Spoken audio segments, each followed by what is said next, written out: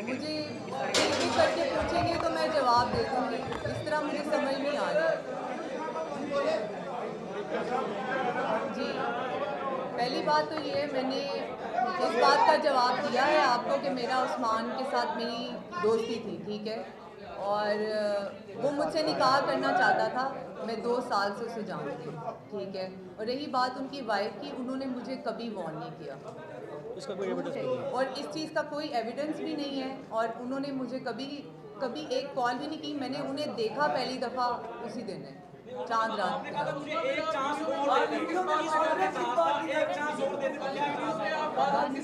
वो उन्होंने मेरे ऊपर गन रखी हुई थी, इसीलिए मैं उन्हें कह रही थी कि मुझे एक चांस और दे दें, प्लीज़ आप मुझे माफ़ कर दें।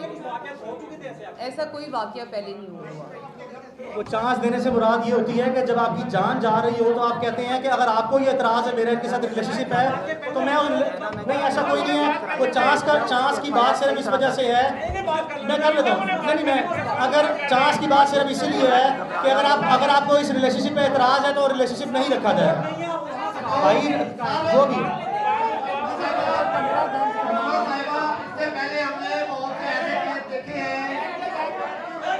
बहुत से ऐसे केस देखे हैं, बीच में लोगों के साथ फिर लेन देन हो गया, मामला तय हो गए और बड़ी रकमें ली है। जदोई का कराची में केस इसी तरह का था और उसमें उन्हें फिर भारी मुआवजा लिया लड़की वालों। बहुत अच्छा सवाल है। कहीं आप भी ऐसे ही ड्रामा तो नहीं कर रही, कोई पैसे कैसे लेने का प्रोग्राम तो नहीं लंबा चौड़ा? ऐसा कुछ होता तो मैं आज यहाँ ना होती। आपको क्या लगता है ऐसा कुछ होता तो मैं यहाँ आज आप लोगों के सामने ना बैठी होती? अगर मुझे बात ख़त्म करनी होती, लेन देन ही करना होता, तो मैं ये मुकदमा ही ना दर्ज करता। हेलो, अच्छा ये वीडियो जो वायरल हुई है,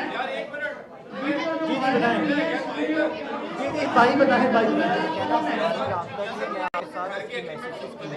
ये झूठ है। चले मैं, भाई का सवाल है, कौन सी मिस वन कह रही है? भाई आप ही कह रही है? मैं, अच्छा,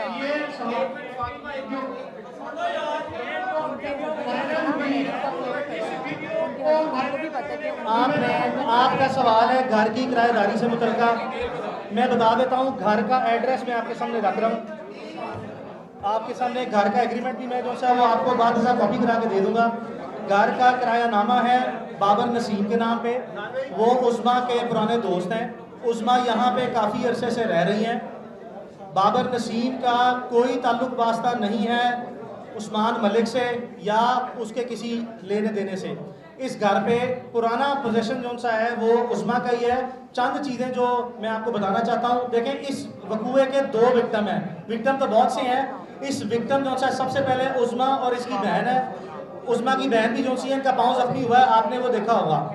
दूसरा विक्टिम जो सा मलिक रियाज खुद हैं इसके, चूँकि मलिक रियाज जो सा मौके पर मौजूद नहीं थे, इसमें कोई शक नहीं है। हमारा मलिक रियाज पर कोई ज़ाती क्लेम ये नहीं है कि उन्होंने किया है।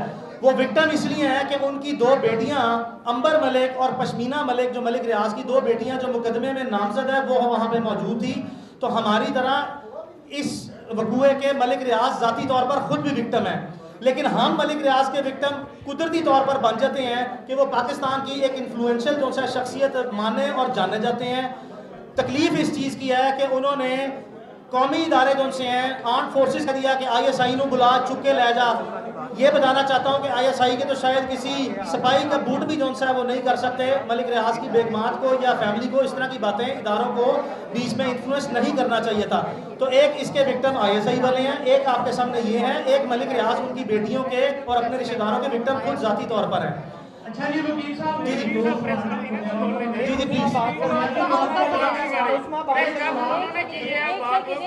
एक उस्मा बात करना चाहती है, एक उस्मा बात करना चाहती है। इस निज़ाम के हवाले से जी जी इस मुल्क में आपने बहुत सारी दफात दिलवाई है, घर में दाखिल हुए, घर में की और बहुत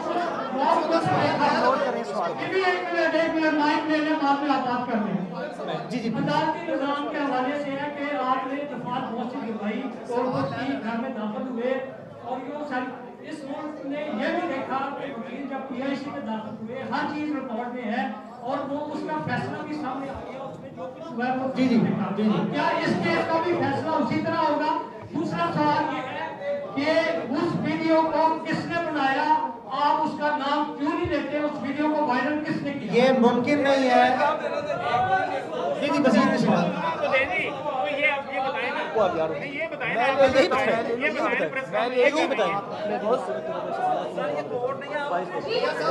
उस्मा एक बात करना चाह रही है।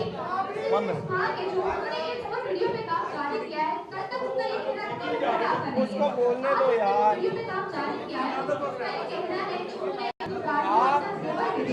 और वो सारी चीजें जो वो बेच के रही है वो उनके शोहर आपके नाम करते रहे हैं, आपको देते रहे हैं। इस वीडियो में उनके इस्तेमाल में किस हद तक कहाँ पे है सब कुछ? कहाँ पे है? उनको भी पता है कि ऐसी बात नहीं है। अगर कोई ऐसी बात है तो वो अपना मुकदमा अपने खामन के खिलाफ दर्ज कराएं, अपने खामन के खिलाफ मुकदमा दर्ज कराएं कि जो उनकी मलकियत थी उनकी अमानत में खयानत करते रहे।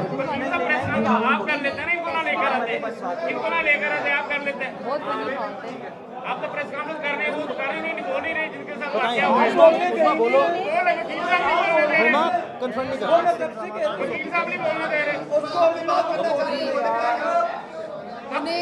उन्हें अगर लगता है कि वो ये पैसों का बात करके और इस तरह की बात करके वो सही साबित हो जाएंगे, तो ऐसा तो मुमकिन नहीं है। जो उन्होंने किया है उस चीज़ का उन्हें मुझे जवाब देना पड़ेगा कि उन्होंने ये मेरे साथ क्यों किया। और रही बात उस्मान मलिक की, उस्मान मलिक अभी तक मुझे मैसेजेस कर रहे हैं और कॉल कर रहे हैं। आप कितना किराया दे रहे हैं बाबा साहब को? अच्छा वो बता दो, मैसेज वाली बात कर दो। कितना किराया दे रहे हैं बाबा साहब को? उनका सवाल बाबा साहब को कितना किराया दे? उनका सवाल मैं बाद कोर्ट में प्रूव करूंगी कि उस्मान की कॉल्स, डिटेल्स और मैसेजेस अभी भी मेरे पास हैं और मुझे वो कॉल्स कर रहे हैं। कितना किराया दे रहे हैं बाबा साहब को? मैडम आप कितना किराया दे रहे हैं बाबा साहब को? सवाल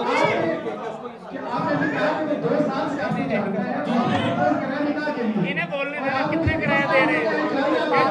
बोले आखिरी सवाल का हिस्सा क्या? मैंने बिल्कुल नहीं देखा। 2 साल से ताल्लुक है। मैंने बताया कि दिसंबर 2019 में ताल्लुक खत्म हो गया था, जिसके बावजूद जो है उस्मान ने रब्ता रखा।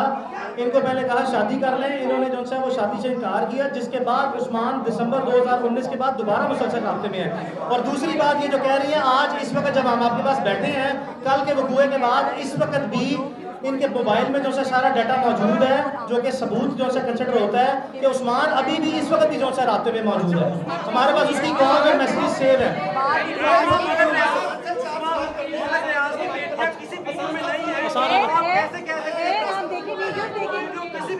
अच्छा, हम मुतालबात आप मज़ीद सवाल आसान से मुतालबात आपके सामने रख देते हैं। मुतालबात हमारे जो से 3-4 हैं। हमारे 3-4 मुतालबात हैं। हमारा सबसे पहला मुतालबा ये है, हमें सबसे पहला हमारे मुतालबा सुन लें फिर उससे सवाल करें। हमारा सबसे पहला मुतालबा जो है वो ये है कि हमें सिक्योरिटी जो है मुहैया की जाए फिल फॉर। इसमें कोई शक नहीं है कि हमारी जान को लाजमन खतरा है। हमें जिस तरह कल रात से मुख्तलिफ तरीकों से टेलीफोनिकली नामालूम जो है लोग आते हैं, हरासा कर रहे हैं, कभी गाड़ी आगे लगाते हैं, कभी पीछे लगाते हैं, हमें फिल फौर जो है सिक्योरिटी दी जाए। ये पहला मुतालबा है। हमारा दूसरा मुतालबा ये है कि कम अज़ कम तफ्तीश जो है वो DIG इन्वेस्टिगेशन लाहौर की ज़ाती सरबराही में हो और उसके 2 न्यूट्रल मेंबर जो से हैं जो लाहौर डिस्ट्रिक्ट से ना हो, वो भी जो है वो लिए जाए। ये हमारा दूसरा मुतालबा है।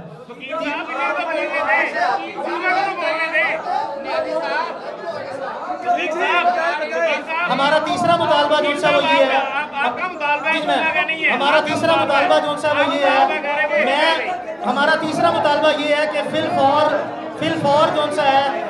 फौर जो है मुल्ज़िमान की गिरफ्तारी जो है अमल में लाई जाए और कतई तौर पर यह तासुर न दिया जाए कि ये बाअसर लोग हैं, कानून से ज़्यादा रोब और ताकत किसी चीज़ की नहीं होती। बराए मेहरबानी को गिरफ्तार किया जाए।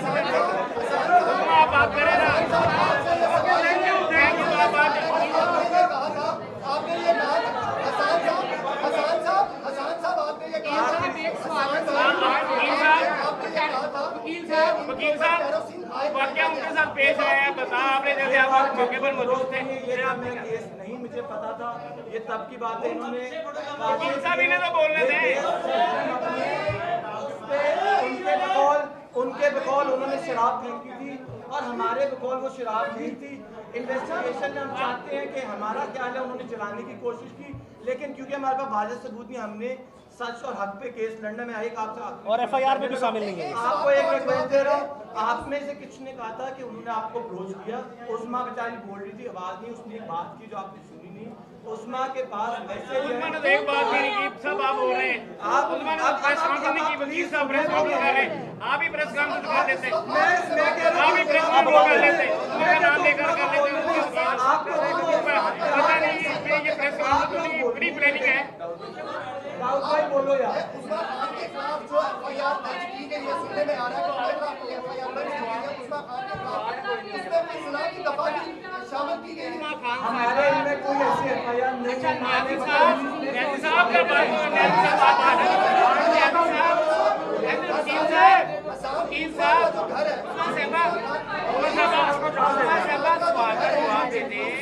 ये देखिए अभी वकील साहब ने कहा है कि और आपको वीडियो धमकियां देने का आया, उसको तो आपने कोई एप्लीकेशन थाने में दी या सीसीटीवी बहुत किया, इस वाले से भी जरा बताइए आप।